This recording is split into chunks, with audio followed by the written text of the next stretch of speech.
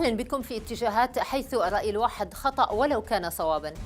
وسط الدماء والدمار وحالة التطاحن والهزائم المتتالية التي منينا بها عربيا، هل تعتقدون وتتفقون بأننا بحاجة لبناء نموذج ثقافي جديد يعيد صياغة كل من قيمنا، مبادئنا وأخلاقنا؟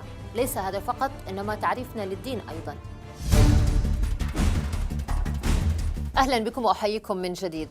إذن يقول أننا نتقرب إلى الله بمعاصيه، وأننا أصبحنا لا نأخذ كلام الله على محمل الجد. العلامة في الدين الذي يرفض ورفض أن ألقبه بالشيخ حسن المالكي ضيفي في اتجاهات بهذه الحلقة الخاصة الليلة.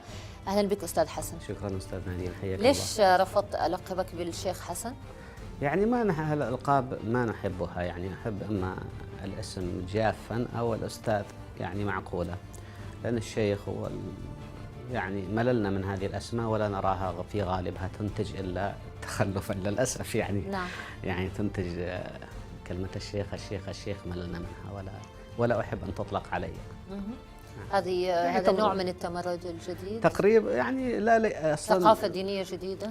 يعني الشيخ ما ليست لقبا مناسبا، ينبغي أن نتواضع وأن نتحدث مع الناس بأننا أوادم مثلهم، وربما هم العامة الذين نراهم عامة هم أفضل منا وأقرب وأكثر عملا، فلماذا نتفاخر بمجموعة معلومات وما علمنا من العلم إلا قليلا؟ يعني بس كان حتكون لك مزايا أكبر لما ما يعني تقدم نفسك صفتك شيخ. لا نريد أن نكون من الذين يعني رضوا بالحياة الدنيا وزينتها وزخرفها.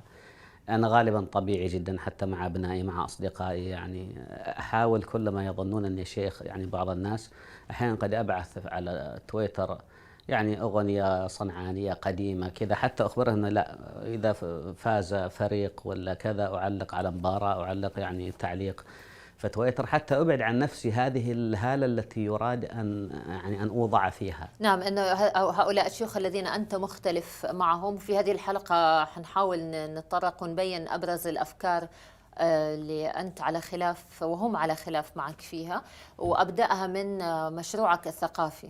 يعني في حديثي معك في أثناء تحضيرنا كنت تركز كثيرا على موضوع القيم والأخلاق. يعني إيش مشكلتك أصلا مع القيم السائدة ومع أخلاقنا الموجودة اليوم؟ هو نعم سيدتي، نحن نعرف اليوم أن هناك انسداد ثقافي، والناس كلهم يسألون أين المخرج من هذا العناء، من هذا التخلف، من هذا التقاتل، من هذا التباغض، من هذا التعادي، من هذا يسألون. وكل طبعا طرف من الأطراف المتصارعة يقول أن الآخر أن عنده الحل، يدعي أن عنده الحل في مذهبه، في تياره، في حزبه، في سياسته. وهذا التفرق هو ليس من الاعتصام بحبل الله، هو كل واحد يعتصم بحبله، حبل سياسي، حبل حزبي، حبل مذهبي. أي بس هم يقولوا أنه يعني أنتم تصغرون المشكلة لما تحصروها بدائرة دينية، وأن الصراع في بين المذاهب هو الصراع سياسي وتم إلصاق التهمة في الدين. هو الصراع السياسي أو المذهبي يجب أن يتعقلا، ويجب أن يكون الدين والأخلاق بالعدل في القول حاكمة على السياسي وعلى المتمذهب وعلى الحزبي. فحتى في مقدمة كلامك عندما ذكرت نقلا يعني عن بعض كلامي أن نحن أصبحنا نتقرب إلى الله بأبشع ما حرم، نتقرب إلى الله بمعاصيه. يعني ألا ترى أبغاك تشرح لي يعني الآن القتال الذي يحدث اسم الله، هذه الدماء التي تسفك، وهذا ولا المرشردون وهؤلاء الميتون في البحار وهؤلاء المتقاتلون يرفعون اسم الله. هذا التباغض، هذه العداوة، هذا البغضاء، هذا التفرق ما يلتقي يعني مذهب مع مذهب ولا حزب مع حزب وكل له مشروعه. هذا التفرق مذموم شرعا، وهم يرون التميز. الشيطان يعطي كل فريق من أنت متميز ومنهجك واضح وعقيدتك سليمة وخلك حين ألصقت التهمة بالشيطان.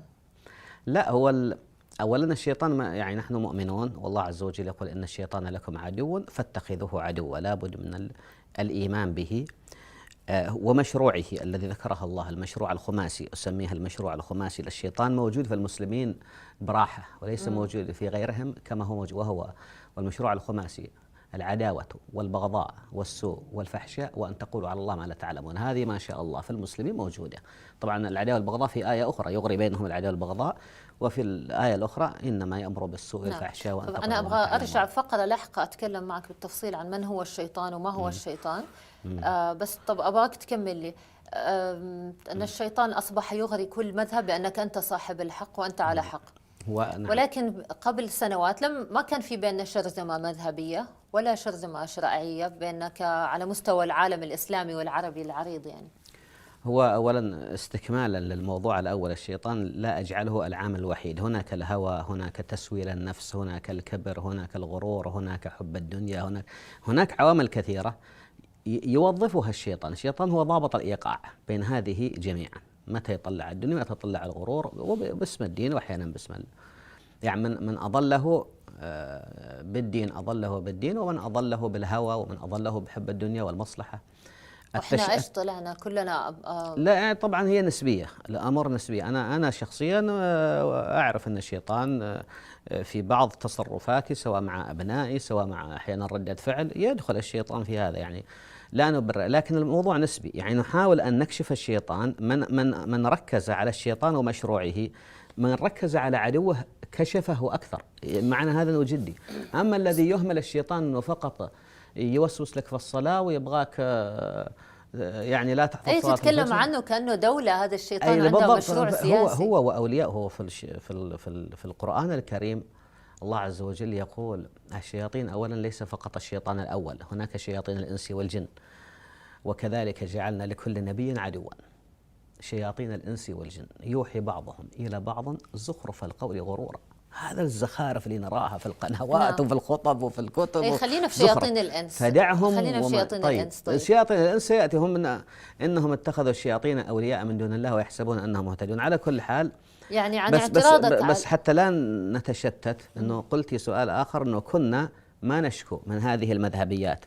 كانت كامنة في العوامل في 30 سنة الأخيرة. البعض يعيد، أنا طبعا أعيد العوامل من قديم من زمان، من أيام النبي عليه الصلاة والسلام وثقافة النفاق تعمل. فما لكم في المنافقين فئتين والله أركسهم، انقسموا فئتين في المنافقين، في الموقف من المنافقين والنبي موجود والنور نور الوحي ينزل، تبغون ما ينقسمون.